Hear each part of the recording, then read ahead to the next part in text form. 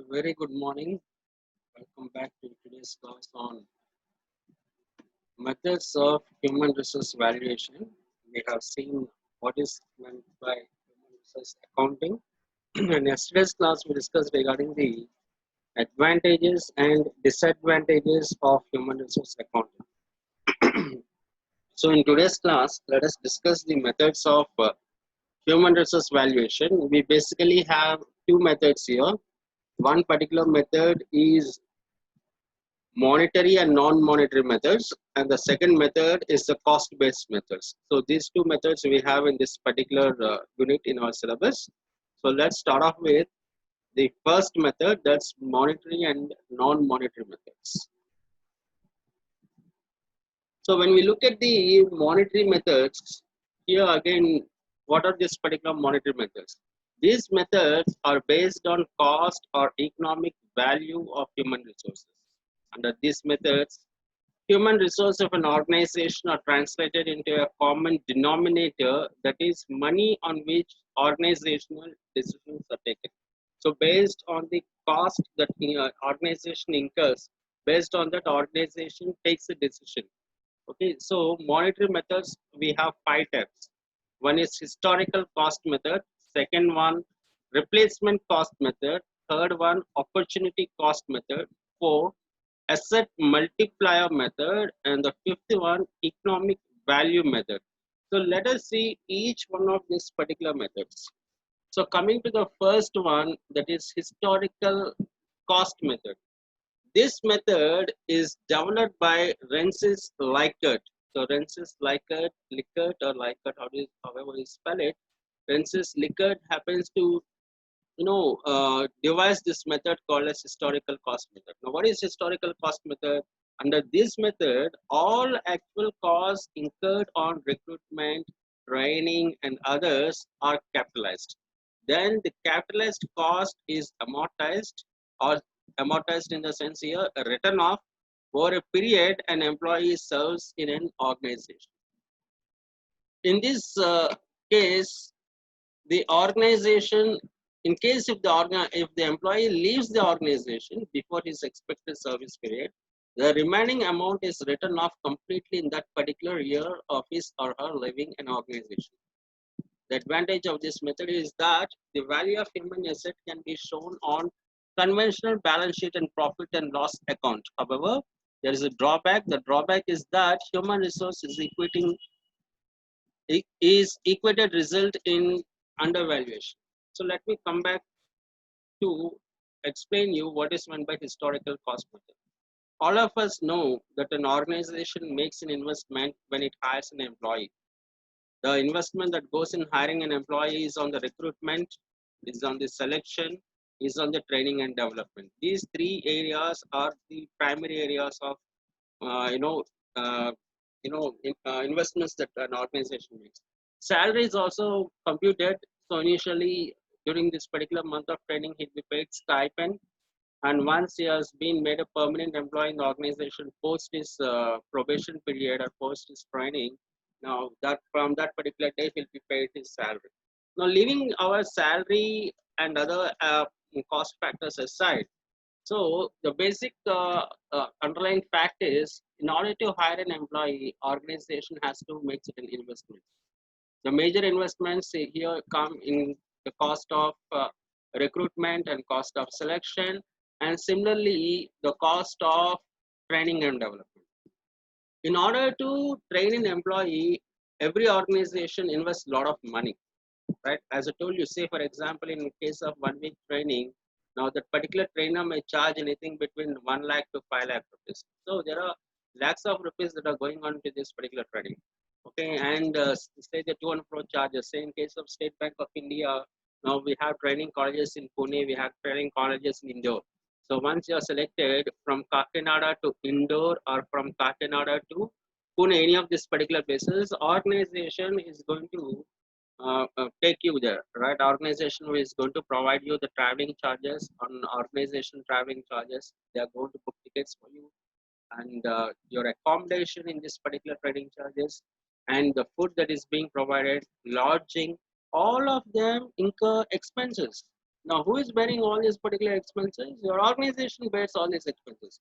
So let us assume your traveling charges and the amount that they're going to pay for the trainer and for your accommodation, for your food, for your lodging, all these particular expenses during your training, they come down to 2 lakh rupees, right? And then apart from this particular 2 lakh rupees training, the recruitment cost, the cost of recruitment, the number of, I mean, say for example, in case of IBPS, they hire this particular ex-bank employees, senior most bank employees, they hire a panel of 3 to 5. So each person will be paid some X amount. So that particular cost for 5 days or 6 days training and all, so that comes to some X amount. So by the time you complete your probation, all right, 6 months probation or 5 months, 6 months probation plus this particular training cost, all put together comes to 3 lakhs. So organization has invested you 3 lakhs. The first 6 months, you are not giving any service to the organization. You are in training period. So your contribution to the organization is almost zero. Your contribution to the organization starts from the 7th month. But even before you start your contribution, organization has already made its investment, which comes as minus, right? Has already made an investment of 3 lakh rupees. Generally, what happens is, as soon as this particular probation period is over, generally employees move on to the next organization. After 6 months of training, they join a new organization and then they happen to work there. In that new organization, they will not be undergoing any training because training has already been given by the previous organization. They'll directly get into work with a higher package. Okay, say for example, in case of this particular banks, you got into a bank called as a Canara Bank. Now 6 months training. Now you're not satisfied with with Canara Bank and so on. So the package is also average. Now you got a similar offer at HDFC Bank, and they are giving you 20% above 20% higher package. Say you're being paid here like 30,000 rupees. They are paying you another 10,000 rupees or 12,000 rupees extra they are paying you, and then they said we'll give you 42,000. Now 42,000 is a very decent amount when compared to 30,000. So the moment you hear about this particular 42, you try to make a jump, you try to shift from Canara Bank to this particular. But when you join HDFC Bank, HDFC Bank will not train you because the training has already been given by the Canara Bank. So HDFC Bank, when you join from day one onwards, you'll start working. Now, who is at class? HDFC is definitely not at class. Who has made 3 lakh rupees investment on your training? Canara Bank has made. Now, what is your contribution there? Zero. You do not contribute. So, when the time has come for your contribution, what did you do? You resigned here and you joined that particular. Okay. So, historical cost method. Now, many organizations incur costs on this training and recruitment, and when employee goes off, this particular cost is written off. They're going to arrest to avoid such ugly things from happening, because how many times they can write off this particular cost, how many times they are going to amortize it. So one fine day all these particular amounts will become big, and they are going to take a heavy toll on the balance sheet, right? So how long you are going to hide them? It's not possible, right? In the public domain, especially in government organizations, it's not possible to hide them. No, and somehow the information will be leaked to the public. So in order to overcome this particular cost, now what organizations have done, all banking, especially in the banking sector, organizations came out with this particular thing called as bond. So if you're joining a bank in the clerical cadre, you'll have to sign a 2 lakh rupees bond. If you're joining an organization in probationary cadre as a probationary officer, PO, for a PO or a probationary officer, 3 lakh rupees bond. Now, what is this 2 lakh rupees or 3 lakh rupees? 2 lakh rupees is the investment made by you on the bank for training you. So they are recovering your training cost and recruitment cost, right? So the lock-in period is how much? 2 years. You're getting training for 6 months. So for the balance right? 1.5 year. That's like 18 months. The 18 months, whatever is your contribution that you're giving in 18 months time, the investment that the organization has made on you, it is going to recover the entire investment. Whatever principal plus interest, both of that amount they are going to recover in 18 months time. So that's the lock-in time. That's the reason they are saying till 24 months. For 2 years, you should not leave. In case before 2 years, at any time you want to leave the organization, so deposit 2 lakh rupees with the bank, take your certificates and leave. So by when you're depositing those particular 2 lakh rupees, organization is going to retain the investment. It's getting, right? So it's no longer a loss, but it's going to be an earning, right? So with that particular example, coming back to historical cost method, what happens in historical cost method is the moment an employee happens to resign even before the investment is being recovered, the balance amount which is left or which is yet to be recovered, say if is resigning after 1 year, so balance 1 year is left. If is resigning in 1.5 year, balance 6 months are left. So that 6 months amount or 1 year amount, now that particular amount will be written off in the historical. Okay, that's what this particular method says. Next one is replacement cost method. As the very title itself indicates, under this method, replacement cost refers to cost of replacing an existing employee. In other words, replacing cost is that cost an organization undergoes to replace the existing employee with a better or equally capable employee. Right here, the underlying costs include in replacement cost of the cost of retirement, training and development, opportunity cost for the intervening period till the new recruit attains efficiency level.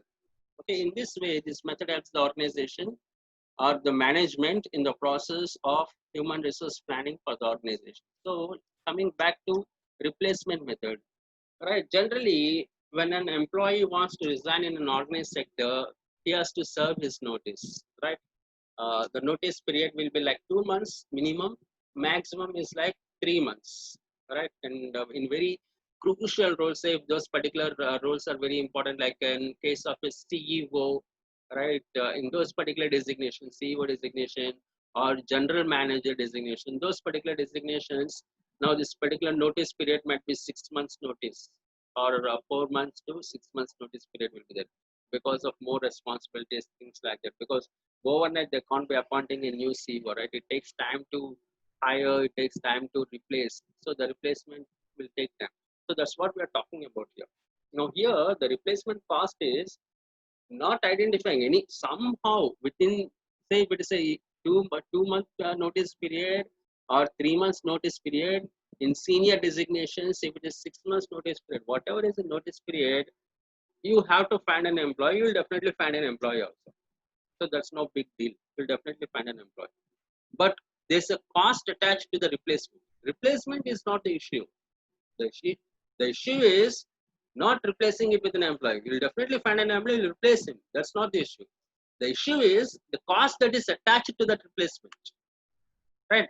That's the issue. Now, what is that particular cost that is attached to the replacement? Maybe at the same salary, you may not get an equally talented employee. If you want an equally talented employee at this, in that particular designation, he may charge a higher salary. Right? The cost factor shoots up when they start asking for a better salary. Now, that's one particular cost element that is involved in replacement cost.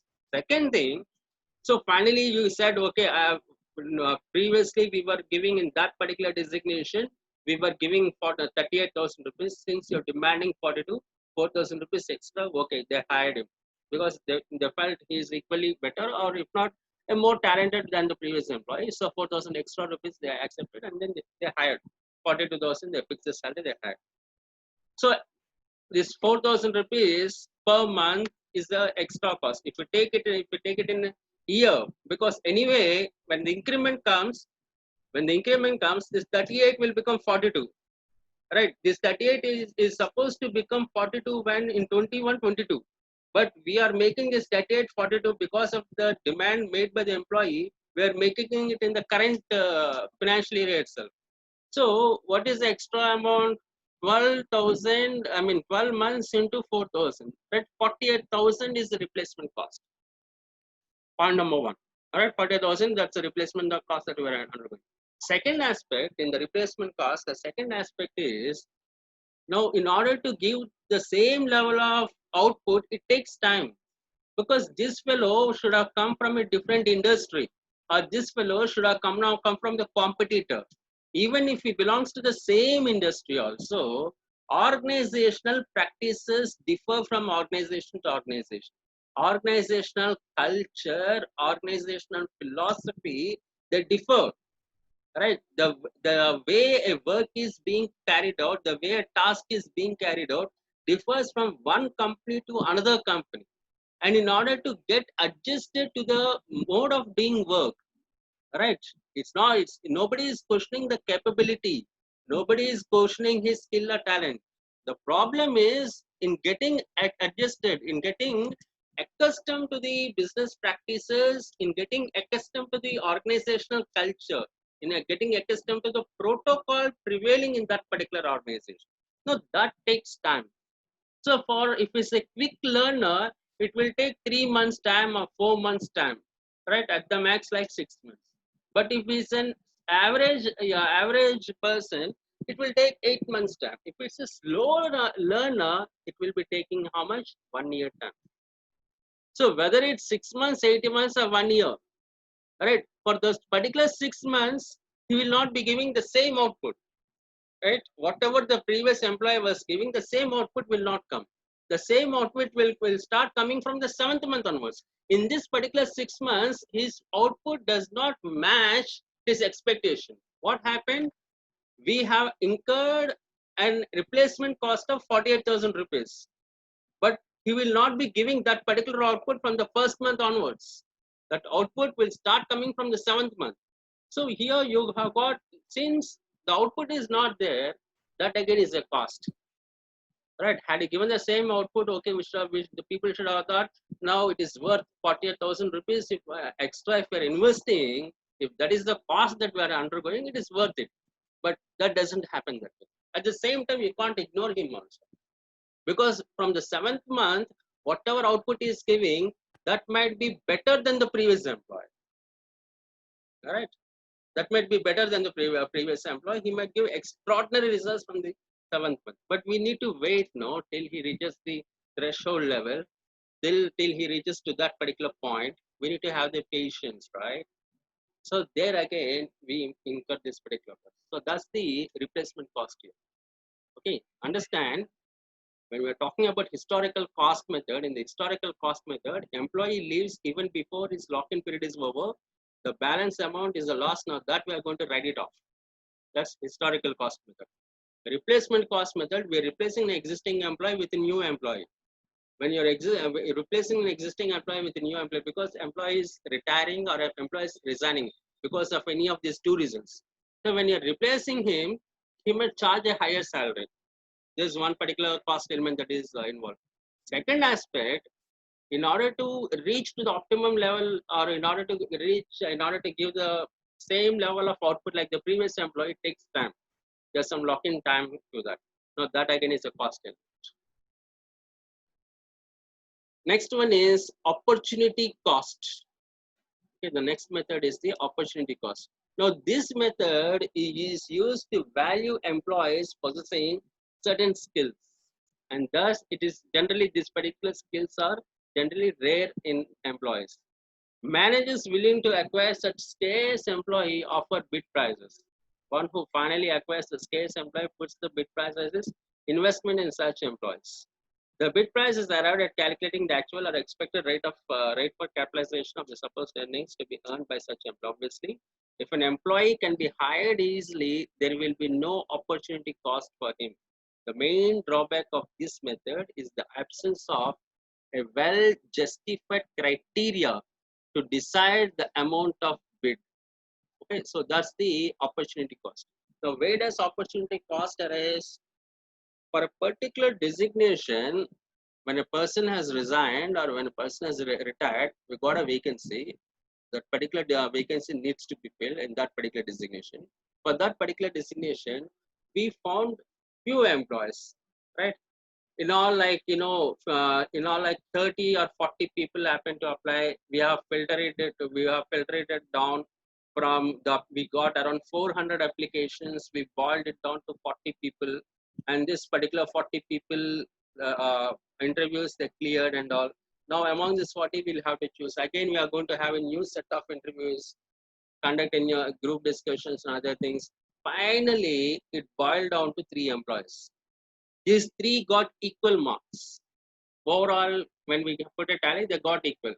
Written examination, and we are going to take into consideration the written examination, group discussion, personal interviews. So in all this particular marks, when we tally the marks, they are equally talented. They got the same marking. All of them say the total is for 400. The total, all of them got 358, 358, 358. Three of them got 358, equally talented.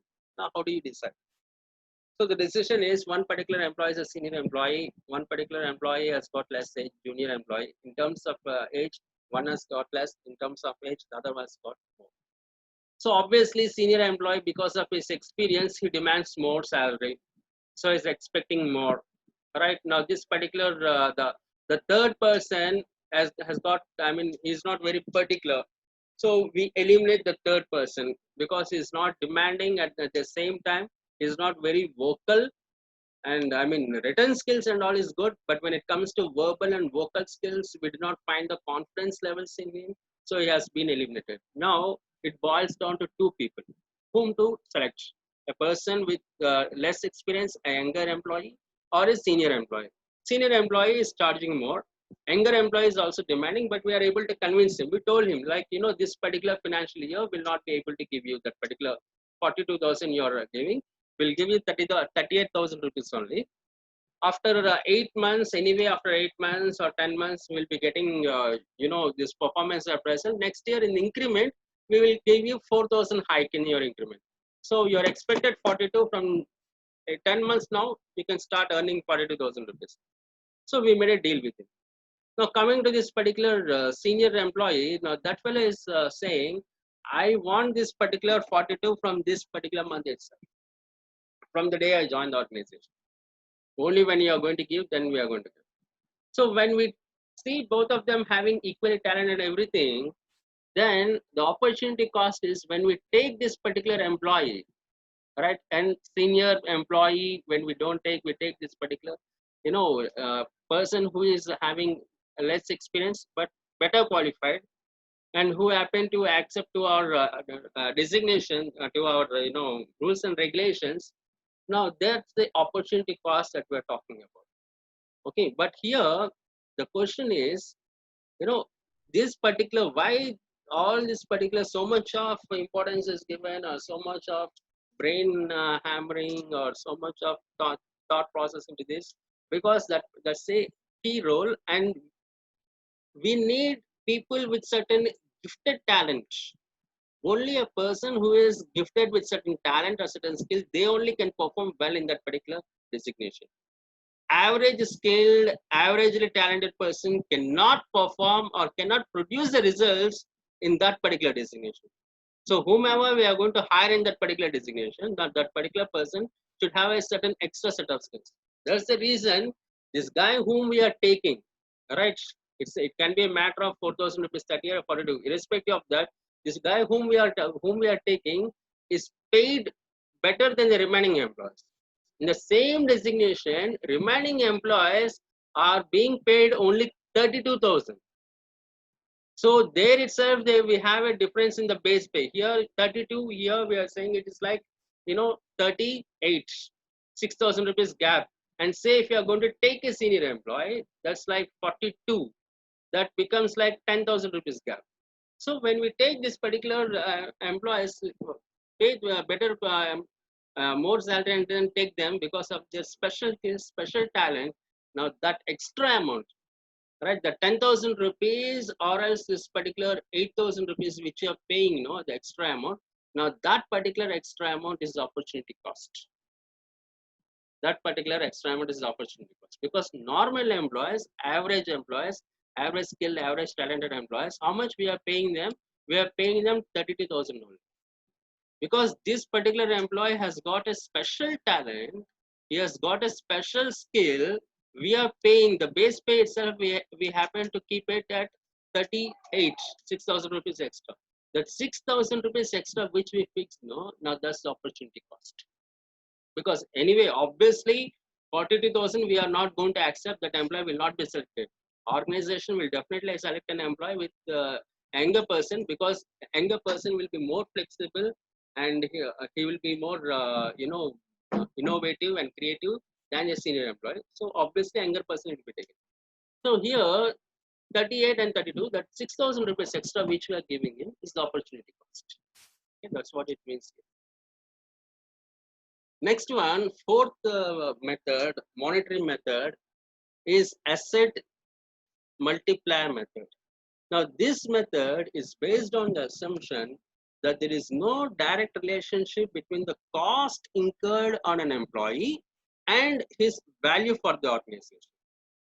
This is because the value of an employee does not, the value of an employee depends on factors like motivation, it depends on working conditions, it depends on an employee's attitude towards the work and organization. So here we can broadly classify them into four categories in this method. That is top management, middle management, and supervisory management.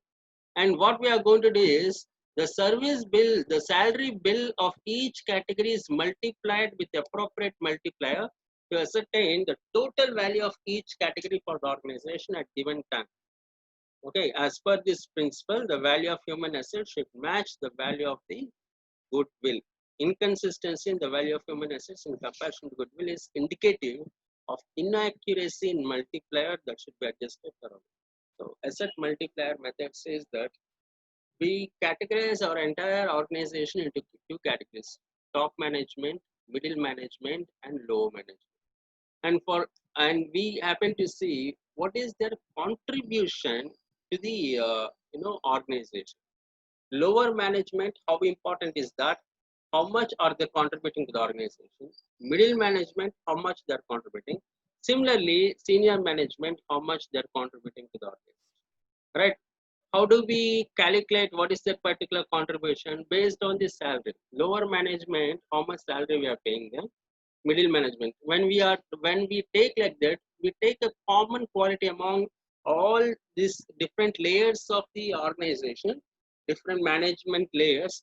We take one particular common attribute, and that particular common attribute is nothing but a multiplier, right? We take this particular multiplier which is a common attribute, and then using that we calculate the value. And whoever is the more contribution, we understand now that particular management is performing well. So we focus on improving the remaining management. Say if middle management contribution we happen to find using this asset multiplier method, we found that the contribution of middle management is optimum, the contribution of middle management is good. Now, who are lagging behind is lower management is lagging behind, and senior management also is lagging. So now the focus should be on this two, lower management and senior management. In terms of the senior management, general managers' contributions should increase. CEO contribution should increase. Similarly, the other employees in the senior management, president, vice president, managing director. Now these people also need to be efficient, right? So what turns these people into asset? Their efficiency turns them into an asset. Now coming to the lower management, employees here need to be effective. We don't need efficient employees, we need effective employees, right? Why we need effective? Because end of the day, resources are used by people in the lower management. Resources are allotted by the top management. Top management does not use the resources. Top management allocates resources. But resources are used by whom? By the people in the lower management. So in the lower management, we need effectiveness. When we have effectiveness in the lower management, their contribution to the organization reaches. So we have one particular Lakshman Rekha, or we have certain figure. So if this asset, using the asset multiplier method, if that value crosses so and so figure, that X amount, if it is crossing the X amount, it means to say their contribution is good. Otherwise, it means to say their contribution is poor. So when the contribution is pure, the focus should be on effectiveness. When the focus is on effectiveness, the contribution crosses that particular X digit. So that means to say they are doing good. So we are turning from poor to good. Similarly, in case of the senior management, what we should be doing is we should focus on efficiency. When we focus on efficiency, their contribution also increases. Right? Their contribution also increases, and then they also happen to contribute equally well. So that's how this particular asset multiplier method helps. Asset multiplier method is used to bring the best in all the employees. People in the top management should be efficient. People in the lower management should be effective.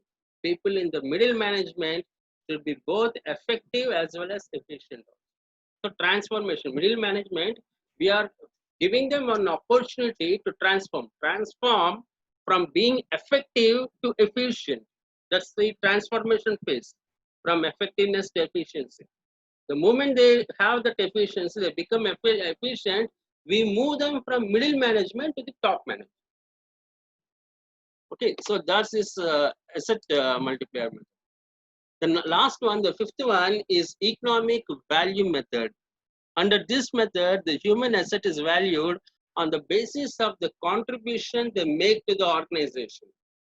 The payments made to them in form of pay, allowance, benefits are estimated and then discounted appropriately to arrive at the present value of the present economic value of the individuals. So the economic value method, why do we use this economic value method? To understand what is the contribution of an employee to the organization. To understand the contribution of employee towards the organization, we have got a formula also, right? Where VR is the human capital with so and so years of experience, right? Is equal to T sigma E by R minus R brackets I plus R, where this particular ET stands for individual earnings up to retirement and T stands for the retirement. Okay, using this particular formula, we calculate what is the contribution made by the employee to the organization. I mean, how do we calculate the contribution? So salary plus provident fund plus gratuity, okay, plus whatever welfare facilities we are providing him, statutory, non-statutory, those particular welfare facilities, transport facilities, canteen facilities, housing facility, quarters, all this particular everything we take into consideration. And then we see, okay, this is the amount that we are spending on him. So what is his contribution to the organization? How much work is contributing? And that particular work, we try to quantify it using this particular formula. This particular formula helps us in quantifying the work that is doing. And then we arrive at some particular amount. So both of them either should balance each other or his contribution should be higher. Generally, in 99.99 cases, almost equal to 100. Okay, in 99.99 cases, this contribution of the employee will always be higher than the investments made by the organization. Because if employee's contribution is less than the investment made by the organization, that particular employee will be removed from the organization because he is not skilled. If a person is skilled, even average skilled, we are not saying he needs to be extraordinarily talented or skilled. Even an average skilled person, right, an average employee, contribution will be higher. If the employee is good, his contribution will be even more better. If the employee is excellent, his contribution will be 5 times or 7 or 8 times his value. Investments, what are you making, into 8 times will be the contribution of that particular. So that's how we calculate, using this particular economic value method. That's how we calculate the contribution made by the employee to the organization. The next is like non-monetary methods. So we have seen the monetary methods, and then we have seen the non-monetary methods. In non-monetary methods, in monetary methods, we happen to look on the cost factor, right? What are the costs that we are investing on the organization, on the employee? Looking at that particular cost, our investments made by the organization, and what are his contributions, how much revenue is bringing to the organization. We are trying to see whether they're balanced or whether his revenue is his contribution is high. We are going to trying to check that using those particular methods. Now here, in case of the non-monetary, we are going to throw light, or we are going to focus on the quality aspects. So far it has been the quantity aspects. Here it is on the quality aspects. So here we have two methods. One is expected realizable value method. Second one is discounted net present value of future earnings. Now let us look at the first one, expected realizable value method. Under this method, the elements of expected realizable value of employees are measured through behavioral means. For example, productivity of an employee can be measured by using objective indices and managerial assessment. Right? Psychometric tests and subjective evaluations can be used to measure the promotability and transferability. Okay, so here using this particular expected realizable value method, we are going to measure employee motivation, employee commitment, employee satisfaction, things like that. Those particular attributes in an employee which cannot be quantified. No, we cannot quantify employee satisfaction. We cannot quantify employee commitment. We cannot quantify employee motivation or employee morale. But these things are very, very critical, very, very crucial. So in all such areas, we use this particular methods to measure to what extent employee is committed to the organization, to what extent his morale is there. Is the morale high? Is it medium? Is it low? What about employee motivation? Is it excellent? Is it very good? Is it good? Is it average? Is it poor? We try to measure using the expected realizable value method. Now the second method is discounted net present value of future earnings. Now this method is given again by Rensis Likert. Remember, first historical method under monetary method is given by Rensis Likert only. So in the non-monetary method, discounted net present value of future earnings is also given by Rensis Likert. So this method is based on three variables: casual, intermediate, and output.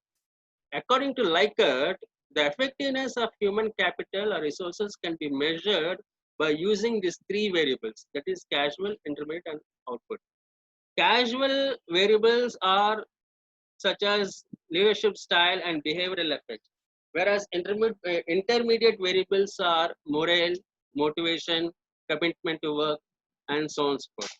Coming to the output variables, production, sales, and profit. Right, so we are taking this particular three things into picture. So casual variables, depending upon the leadership style, depending upon his behavior, the leadership style and behavior, they are going to have impact on employee morale, motivation, and commitment. If leadership style is transformational leadership, if the behavior is like something optimistic and he's having this extrovert personality, obviously employee morale will be high, motivation will be high, and he will have a strong commitment towards the work. And when these things are positive, the output is also high. We'll have very good production, we'll have very good sales, and organization runs into profit. Organization runs into profit. But if the leadership style is dictatorial leadership style, and his outlook and employee behavior is like pessimistic, he is an introvert and a pessimist, then when he's introvert and pessimist, employee morale will be low, motivational levels will be low, commitment also will be low. Whatever you try to do, since these are inborn, we cannot change them. So an employee who has got low morale, low commitment and motivation cannot give us good production. what happens? Number of defects will increase. Number of errors and number of defects in the products will increase in the production. Sales will not be at the optimum level. Whatever we expect, no, we expect so much sales to happen. That number of sale will not happen. And when these two things are not happening, obviously profits also will come, right? So if casual is positive, intermediate will be positive. If intermediate is positive, output will be positive. These three are interlinked. Now that's what this particular method says. So we stop our class here, having less than 30 seconds. So next class,